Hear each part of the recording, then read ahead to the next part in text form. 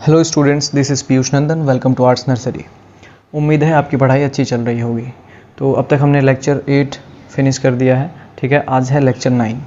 तो लेक्चर 8 अब तक हमने क्या क्या पढ़ लिया है आपको पता ही होगा। ये टॉपिक हो चुका है, ये सभी टॉपिक्स हो चुके हैं। हमें जो अगला जानना है शिकारी संग्राहक समाज। एक्चुअली ये हम करेंगे नेक्स्ट वीडियो में। हाँ, लेकिन इसी का जो बैकग्राउंड है, ठीक है, इसका बैकग्राउंड ये है कि हमें कुछ शिकारी संग्राहक समाज यानी कि कुछ हंटर गैदर सोसाइटीज़ के बारे में जानना है। ठीक है, दो सोसाइटीज़ के बारे में जानना है हमको। एक है कुंगसैन, ठीक है, और दूसरा है हादजा, HADZA। कुंगसैन एक है हादजा। तो इनके बारे में कुछ जानने को मिलेगा और कुछ एक दो डेफिनेशंस हैं जो डिस्कस करने हैं। उसके बाद नेक्स्ट वीडियो में हम ये कर लेंगे। और ये जो दोनों जो टॉपिक हैं ये आपके बुक में भी इनके पहले दिया गया है और इसी का समझे तो बैकग्राउंड है, इसकी पृष्ठभूमि है। ठीक है, तो आइए अब आगे प्रोसीड करते हैं। सबसे पहले आप इस मैप को देखें तो ये है हमारा वर्ल्ड मैप। ठीक है, मैं एक शॉर्ट फिर से आपको बता दूं कुछ। ये है यूरोप का क्षेत्र, यूरोप। ये है एशिया, ठीक है, ये है ऑस्ट्रेलिया। ये हो गया आपका अफ्रीका। और जो भी ह्यूमन डेवलपमेंट की जो शुरुआत है सब कुछ तो अफ्रीका से ही देखने को मिलता है हमें। इधर हो गया आपका अमेरिका, जिसमें से ये है नॉर्थ अमेरिका यानी कि उत्तरी अमेरिका, ये है साउथ अमेरिका, ठीक है, दक्षिणी अमेरिका।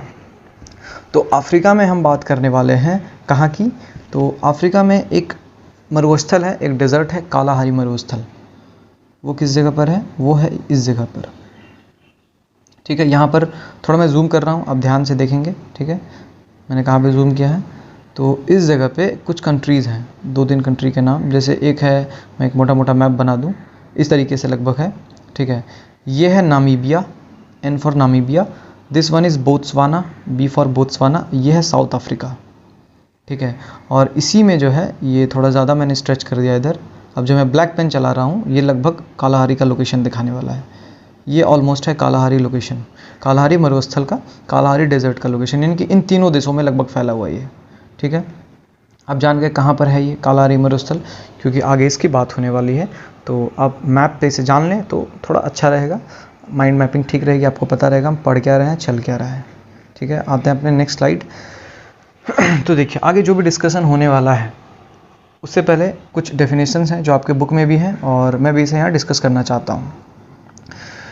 पहले तो देखें, एक टर्म है एंथ्रोपोलॉजी। ओके, एंथ्रोपोलॉजी यानी इसे कहते हैं मानव विज्ञान।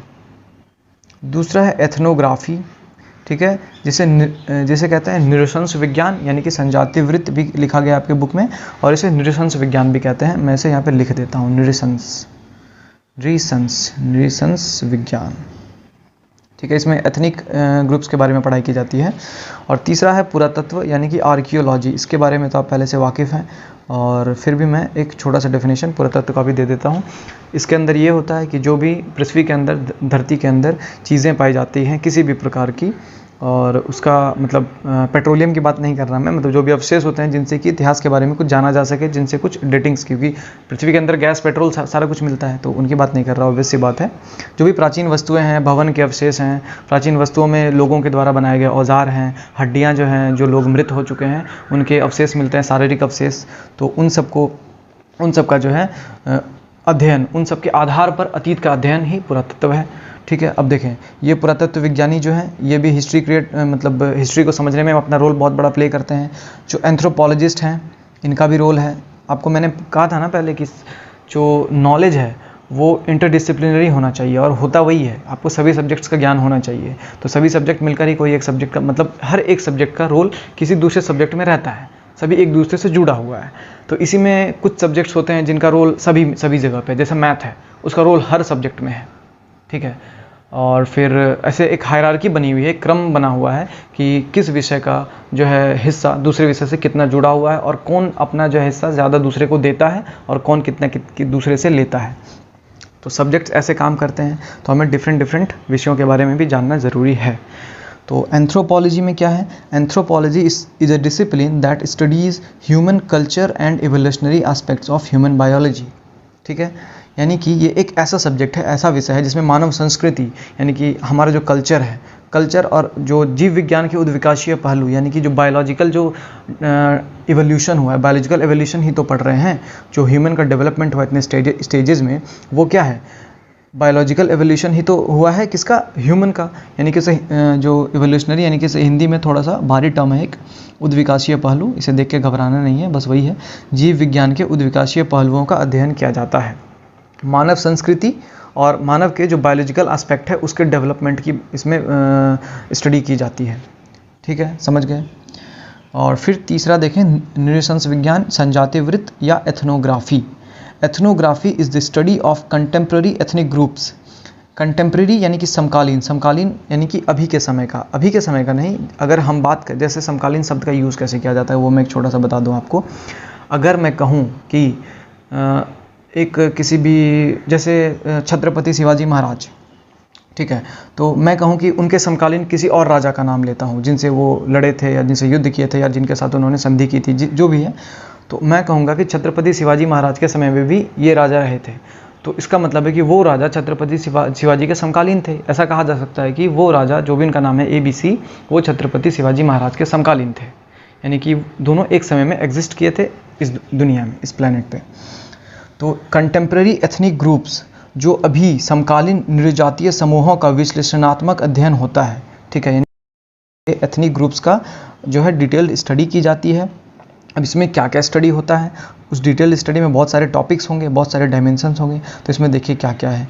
इनके हैं मोड्स ऑफ लाइवलीहुड्स, ठीक है, यानी कि उनके जो, फिर टेक्नोलॉजी, फिर है जेंडर, जेंडर नहीं जेंडर रोल्स, फिर रिचुअल्स एंड पॉलिटिकल इंस्टीट्यूशन। अब इसका हिंदी देख लें क्या क्या है। तो रहन सहन, खान पान, आजीविका के साधन, जो मोड्स ऑफ लाइवलीहुड था, आजीविका के साधन हो गए। टेक्नोलॉजी यानी कि प्रौद्योगिकी है, ठीक है, इन सब की जांच की जाती है। और जेंडर रोल्स यानी कि जो भी, मतलब स्त्री का रोल क्या है, पुरुष का रोल क्या है, भूमिका, मतलब समाज में किस प्रकार के कार्य करते हैं, डिवीजन ऑफ लेबर देखा जाता है। कर्मकांड यानी कि जो रिचुअल्स हैं, तो और फिर ये सभी कर्मकांड, रीति रिवाज, ये थोड़ी सभी धार्मिक चीज़ों, धार्मिक डायमेंशन से जुड़ी हुई बातें हो गई। और फिर जो राजनीतिक संस्थाएं और सामाजिक रूढ़ियों का अध्ययन। राजनीतिक संस्थाएं तो समझ गए, जो राजनीति से जुड़ा हुआ संस्था है, और हर समय में राजनीतिक संस्थाएं एग्जिस्ट की है, बहुत पहले से भी करती आ रही है एग्जिस्ट, क्योंकि उसके बिना तो और हर समय कहने का मतलब आप उस आदिकाल में ना चले जाएं, आप रिसेंट के 1000, 1500, 2000 साल पीछे जाएँ तो आपको राजनीतिक संस्थाएँ आसानी से मिलेंगी देखने को। ठीक है, और सामाजिक रूढ़ियाँ, जो सोशल कस्टम्स होते हैं, सामाजिक रूढ़ियाँ जो भी हमारे समाज में कुछ ऐसे नियम कानून होते हैं जो समाज के द्वारा अध्यारोपित किए जाते हैं, समाज के द्वारा लगाए जाते हैं। ठीक है, उसमें कोई कानून वानून का हस्तक्षेप ज़्यादा होता नहीं है, उसे कहते हैं सामाजिक रूढ़ियाँ, जो पुराने, जो पूर्वजों से चलते हुए आ रहे हैं। ठीक, इसे मैं एक बार फिर से कह देता हूँ, ये क्या है। तो इसमें एक समकालीन जो नृजातीय समूह है उनका विश्लेषण रूप से अध्ययन किया जाता है, मतलब पूरा डिटेल स्टडी किया जाता है। इसमें उनके रहन सहन को देखा जाता है, खान पान को देखा जाता है, उनके आजीविका के साधन को देखा जाता है, यानी कि वो किस प्रकार से अपने जो है अर्न करते हैं चीज़ों को, खुद के सब्सिस्टेंस के लिए, खुद के निर्वाह के लिए। टेक्नोलॉजी देखा जाता है, जिसे हिंदी में प्रौद्योगिकी कहते हैं। ठीक है, स्त्री पुरुष की भूमिका यानी कि उनके रोल देखे जाते हैं, डिफरेंट जेंडर के उनके रोल क्या है, उनके कार्य क्या है, वो देखे जाते हैं। कर्मकांड, रीति रिवाज, और फिर राजनीतिक संस्थाएं और सामाजिक रूढ़ियों का अध्ययन किया जाता है। ठीक है, तो इन सब के बेसिस पे ही तो ज्ञान निकल के आता है, जो अभी हम लोग हिस्ट्री पढ़ रहे हैं, जो अभी हंटिंग गैदरिंग सोसाइटीज़ के बारे में जानेंगे, तो इन सब ने स्टडी किया। एंथ्रोपोलॉजिस्ट का कुछ रोल है, आर्कियोलॉजिस्ट का कुछ रोल है। ठीक है, तभी तो जाकर के एक हिस्ट्री हम लोग रिक्रिएट कर पाते हैं, अतीत को पढ़ पाते हैं। अब आते हैं हम अपने अगले स्लाइड पे, जिसमें कि हमारा आज का पढ़ाई शुरू हो रहा है। ठीक है, तो देखिए हम लोग ये जो टॉपिक है, अफ्रीका में शिकारी संग्राहक के साथ प्रारंभिक संपर्क, यहाँ पे मैंने सब टॉपिक लिख दिया है। ठीक है, आप इसे पढ़ लें, आपकी बुक में भी मिल जाएगा ये। यानी कि early encounters with Hunter gatherers in Africa, यानी कि इनसे पहली मुलाकात। ठीक है, जो इनकाउंटर कहने का मतलब वो शूटिंग वाला इनकाउंटर नहीं है, संपर्क वाला इनकाउंटर। ठीक है, तो कालाहारी डेजर्ट का लोकेशन मैंने आपको बता दिया था। तो एक कुंगसैन नाम की कम्युनिटी है, ठीक है, जो निकट भूतकाल में एग्जिस्ट करती थी, बहुत ही रिसेंट में। और ये जो है एक हंटर गैदर सोसाइटी है। कहाँ रहती है? तो कालाहारी डेजर्ट, अफ्रीका में। ठीक है, अफ्रीका के कालाहारी रेगिस्तान में रहने वाले शिकारी संग्राहक समुदाय हैं। कौन? तो कुंगसैन, इनकी बात हो रही है। ठीक है, और 1870 में क्या हुआ था, एक घटना हुई जिसमें कि एक पेस्टोरल कम्युनिटी यानी कि पशुचारक समुदाय के एक सदस्य का जो है कुंगसेन से संपर्क हुआ। ये देखिए कुंगसेन का मैंने एक इमेज भी लगा दिया है, ठीक है। मैं थोड़ा जूम कर दूं, आप भी देख लें इसे ठीक तरीके से। देखिए कुछ इस तरीके के दिखते थे, ठीक है। आप गूगल पे जाके सर्च कर सकते हैं। मतलब 100% एक तरीके के सभी इमेजेस नहीं मिलेंगे आपको, बट कुछ ऐसा इनका गेटअप होता था, कुछ ऐसे ये दिखते थे। तो कुंगसेन के बारे में क्या हुआ कि देखिए 1870 में एक पशुचारक समुदाय यानी कि पास्टोरल कम्युनिटी का एक सदस्य जो है वो मिला कुंगसेन से, ठीक है। कुंगसेन कम्युनिटी से मिला, पहली बार संपर्क हुआ। और उस व्यक्ति ने, जो ये पशुचारक समुदाय का जो व्यक्ति था, इसने इसके बारे में एक डिटेल्ड एक्सप्लेनेशन दिया है। तो उस एक्सप्लेनेशन के बारे में हम आइए जानते हैं। तो उसे मिले कैसे लोग और उनके बारे में कुछ क्या कहा उन्होंने। तो उसका कहना ये था कि पहली बार जब हम इस कुंगसेन के इलाके में आए तो देखा उन्होंने जो है सैंड पे यानी कि बालू पे जो है फुटप्रिंट देखे उसने, और वो भी बहुत अलग किस्म के। यानी कि फुटप्रिंट कहने का मतलब है पैरों के निशान। अब जब चलते हैं तो पैरों के निशान पड़ते हैं, तो लेकिन जो पैरों के निशान थे वो बहुत ही अलग थे, ठीक है, वो बहुत ही डिफरेंट थे। तो जो पेस्टोरल कम्युनिटी का लोग था उन्हें जो है उन्हें शक हुआ कि उन्हें थोड़ा अजीब लगा कि ये कैसा निशान है, मतलब हमारे से तो मैच नहीं करता। तो उन्होंने उस निशान को फॉलो किया। फॉलो करते करते वो कुंगसेन कम्युनिटी के जगह पे पहुंच गए, उनके गांव में पहुंच गए, उनके इलाके में पहुंच गए। वहाँ पहुँचे तो देखा कि जो कुंगसेन कम्युनिटी के लोग हैं इन्हें देखकर भागने लगे और डर के छुपने लगे। गाँव खाली हो गया, गाँव खाली मिला, सभी जाके झाड़ियों में कहीं कहीं छिप गए। तो इस पास्टोरल कम्युनिटी यानी कि पशुचारक समुदाय को क्या समझ में आया कि भाई ये हमसे डर रहे हैं कुंगसेन, और हम इन पे हावी हो सकते हैं क्योंकि ये अपने आप को खुद हमसे कमज़ोर समझ रहे हैं। तो फिर इन्होंने सोचा ये अच्छा मौका है, इन पर रूल किया जा सकता है, इन पर शासन अपना स्थापित किया जा सकता है।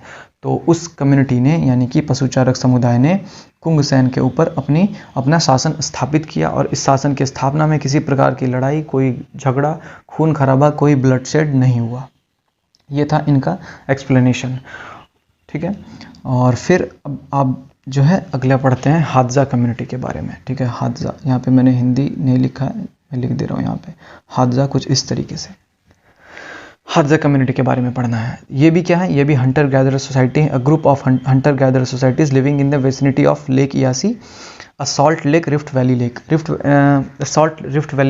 रिफ्ट वैली मैंने बताया था कि जो ज़मीन में दरार पड़ जाती है, उसका बीच का भाग अवतलित हो जाता है, तो जो दोनों तरफ की ज़मीन है एक दूसरे से सेपरेट होने लग जाते हैं। तो अब बीच में जो गहरा ज़मीन बनता है, गहरा स्थान बनता है, उसी में पानी का जमाव होता है। कहीं रिफ्ट वैलीज़ में नदियाँ भी बहती हैं, कहीं झील बनते हैं। तो यहाँ पे इयासी झील की बात की जा रही है, ठीक है। तो शिकारियों तथा संग्राहकों का एक छोटा समूह जो इयासी झील यानी कि इयासी लेक, जो एक खारे पानी की विभ्रंश घाटी में बनी हुई झील है, यानी खारा पानी, सॉल्टी वाटर की बात हो रही है, तो उसमें सॉल्ट जो है ज़्यादा होते हैं। तो एक विभ्रंश घाटी में बनी झील की बात है। इसके आसपास जो है एक यासी लेक के पास एक छोटा सा समूह रहता था जिसका नाम था हादजा समूह, हादजा कम्युनिटी। ये एक इमेज हादजा कम्युनिटी के एक मेंबर का देखें आप, कुछ ऐसे थे ये शिकार करते हुए इनका एक फ़ोटो है। ये सभी गूगल से सोर्स किया हुआ है, ऑब्वियस सी बात है, आप भी जाके इसे सर्च करके देख सकते हैं। तो हादजा के बारे में कुछ इंटरेस्टिंग चीज़ें हैं। जो एक एंथ्रोपोलॉजिस्ट रहे हैं, इनका नाम था जेम्स वुडबर्न, ठीक है, वो आपको नेक्स्ट स्लाइड में मिल जाएगा। ये हादजा का इंट्रो था। इनके बारे में कुछ डिटेल्ड एक्सप्लेनेशन हमें यहाँ पे देखने को मिल रहा है, ठीक है, ध्यान से देखेंगे। बहुत सारी इन्फॉर्मेशन लिखी हुई है, घबराना नहीं है। तो हादजा कम्युनिटी के बारे में एक एंथ्रोपोलॉजिस्ट हैं, देखिए इनका क्या कहना है। इनका एक स्टडी है इनके बारे में, हादजा कम्युनिटी के बारे में इन्होंने बहुत कुछ लिखा है। इनका नाम था जेम्स वुडबर्न। ये एक एंथ्रोपोलॉजिस्ट है, मानव विज्ञानी है, और 1960 में इन्होंने एक विवरण दिया है, एक एक्सप्लेनेशन दिया है हादजा ग्रुप के बारे में। तो क्या क्या दिया है वो देखते हैं। सबसे पहला इन्होंने कहा कि अबंडेंस ऑफ फूड, यानी कि वाइल्ड फूड, जंगली खाद्य पदार्थ की बात हो रही है कि हादजा लोग जहाँ पे रहते हैं उनके देश में जंगली खाद्य पदार्थ की कोई कमी नहीं है, बहुत ही प्रचुर मात्रा में वो अवेलेबल है, यानी उन्हें खान पान की कोई कमी नहीं होती है, ठीक है। और फिर sustainable hunting, no danger to future. Sustainable hunting एक टर्म मैंने यहाँ पे खुद से इंट्रोड्यूस किया है, आपकी बुक में ये टर्म नहीं मिलेगा आपको। इसका मीनिंग मैं समझा देता हूँ क्या है, पहले इसका हिंदी देख लें क्या है। तो भविष्य को खतरा पैदा किए बिना शिकार करना। सस्टेनेबल, जैसे किसी भी चीज़ का हम सस्टेनेबल प्रयोग करते हैं, यूज़ करते हैं, जैसे हम कहें कि हम पानी को सस्टेनेबल तरीके से यूज़ करें, या तो उसमें ये होता है सस्टेनेबल डेवलपमेंट। आप अभी एक बहुत टर्म्स ये सुनते होंगे, बहुत ही करंट अफेयर्स में बहुत ही फेमस टर्म है। सस्टेनेबल डेवलपमेंट क्या होता है? इस तरीके से डेवलप करना कि आने वाली जनरेशन को, आने वाली हमारी पीढ़ी को कोई परेशानी ना हो और उनके रिसोर्सेज को उनके लिए बचा के रखा जा सके। ये नहीं कि सारा पेट्रोल हम ख़त्म कर दिए, सारा कोयला हम ख़त्म कर दिए, अब उनके लिए कुछ बचा ही नहीं। तो सस्टेनेबल डेवलपमेंट होता है आने वाली जनरेशन को बिना किसी प्रकार की कमी दिए बिना अपना भी डेवलपमेंट कर लें। तो सस्टेनेबल हंटिंग क्या है? तो उसी प्रकार से है कि हंटिंग उतना ही करना है ताकि सभी जानवर खत्म ना हो जाए। पता चला एक दिन तीर धनुष लेकर निकले, सारे लकड़ बग्घे लोमड़ी मार के खा लिए, कुछ बचा ही नहीं, हाथी शेर कुछ नहीं छोड़े। तो अब आने वाले जो जनरेशन होंगे उन्हें क्या मिलेगा खाने को? तो वो वैसा नहीं करते थे। वो जो है भविष्य को खतरा पैदा किए बिना जो है एक लिमिटेड क्वांटिटी में सही तरीके से शिकार करते थे। ठीक है।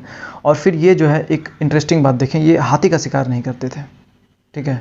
हाथी को छोड़कर ये सभी छोटे मोटे जानवरों को मारते थे, हाथी को नहीं मारते थे। और यहाँ पे देखिए जानवर भी बहुत तरीके के मिलते थे। और जो 20वीं शताब्दी के शुरुआत में यहाँ बहुत बेशुमार संख्या में जानवर थे, बहुत ही ज़्यादा, लार्ज नंबर्स ऑफ। 20वीं शताब्दी कहने का मतलब क्या है? 20वीं शताब्दी की शुरुआत यानी कि 1900 से आगे की बात हो रही है। जैसे 1900 कंप्लीट हुआ, 1900, 1901, 1902 यानी कि जो स्टार्टिंग की बात थी, आप समझ रहे हैं ये बहुत पुरानी बात नहीं है। ठीक है।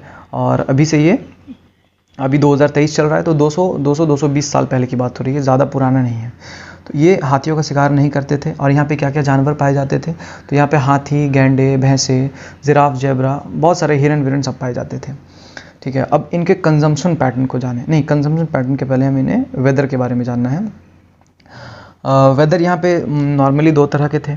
ठीक है। यानी कि यहाँ पे मौसम जो है, एक वेट सीज़न होता था, एक ड्राई सीज़न यानी कि सूखा। वेट में यानी कि बारिश वारिश प्रॉपर हो रहा है, और सूखा में बारिश वारिश नहीं हो रहा है, पानी की कमी थोड़ी। लेकिन किसी भी मौसम में इन्हें खाद्य पदार्थ की कोई कमी नहीं होती थी। इन्हें जैसा शुरू में भी लिखा गया था, अबंडेंस ऑफ फूड, जंगली खाद्य पदार्थ की प्रचुरता। तो इन्हें सूखे के मौसम में भी फूड्स कम होते थे, सप्लाई कम होता था, बट चूंकि इनकी संख्या भी तो लिमिटेड है, तो उसके हिसाब से इन्हें कोई फ़र्क नहीं पड़ता था उस चीज़ से कि कोई दिक्कत हो गया खाने का। ठीक है। अब इनके कंजम्पशन पैटर्न यानी कि खान पान के तरीक़ों की बात करें तो देखिए, ये 80% जंगली साग सब्जियों पर निर्भर थे और 20% मांस एवं शहद। ये इंटरेस्टिंग है बहुत। आपको अब तक यही लग रहा होगा कि जो भी इस तरह के हंटर गैदर सोसाइटीज़ हैं वो तो बस मार मार के मीट बना बना के खाए जा रहे हैं एकदम लोमड़ी लकड़ बग्घा सब उड़ा दिए हैं, बट ऐसा नहीं है। देखें, ये जो है 80% जंगली साग सब्जियों पर निर्भर थे और 20% में मांस और शहद दोनों हैं। और शहद के बारे में एक इंटरेस्टिंग बात यह है कि इनके हादजा के 7 प्रकार की मधुमक्खियाँ पाई जाती थी, और इन मधुमक्खियों के द्वारा बनाए गए शहद को ये ग्रहण करते थे, खाते थे। और जल स्रोत जो है, तो जो भी है नेचुरल है, ऐसा तो है नहीं कि टंकी लगा हुआ है नल से पानी निकाल लेंगे। जो भी नदी झील झरने से पानी मिलता था इन्हें। तो इनके जो कैंप्स होते थे, इनके शिविर, कैंप्स या शिविर कहने का मतलब ये जो भी अस्थायी रूप से अपना घर बनाते थे, परमानेंट घर तो होता नहीं था, अस्थायी होता कुछ समय में बदलते रहता था लोकेशन। तो ये अपना लोकेशन जो है पानी के स्रोत से 1 किलोमीटर के दायरे में ही रखते थे। अगर कहीं पे पानी का सोर्स है, सपोज करिए, और ये है 1 किलोमीटर का एरिया, तो इसी लगभग में ये अपना कहीं कहीं पे जो है बिखर बिखर के अपना घर बना लेते थे छिटपुट रूप से। ठीक है। और इनके घर बनाने के बारे में, इनके शिविर बनाने के बारे में एक और बात क्या है कि ये घास के खुले मैदानों में नहीं बनाते थे घर, अपने शिविर। घर से बेटर टर्म होगा कैंप या शिविर, क्योंकि घर परमानेंट एक फीलिंग देता है, शिविर होता है जो टेम्परेरी यानी कि अस्थायी होता है। तो ये शिविर जो है खुले मैदानों में नहीं बनाते थे, और ये पेड़ों और चट्टानों के आसपास बनाते थे। और दोनों चीज़ें जहाँ पर एक साथ हो, पेड़ चट्टान दोनों मिल जाए, तो वो इनके लिए बेस्ट जगह है। तो आप सोच सकते हैं कि ऐसा क्यों था। आप वीडियो को पॉज करके सोचें, मैं बता दे रहा हूँ ऐसे।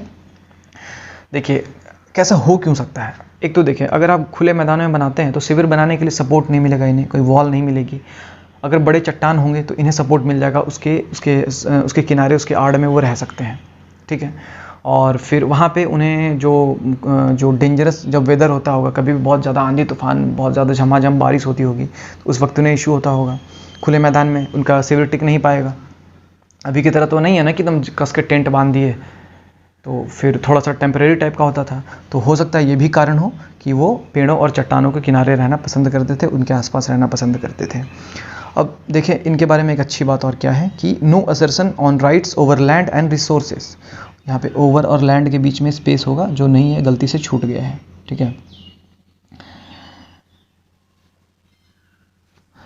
जमीन एवं संसाधनों पर ये अधिकार नहीं जताते थे।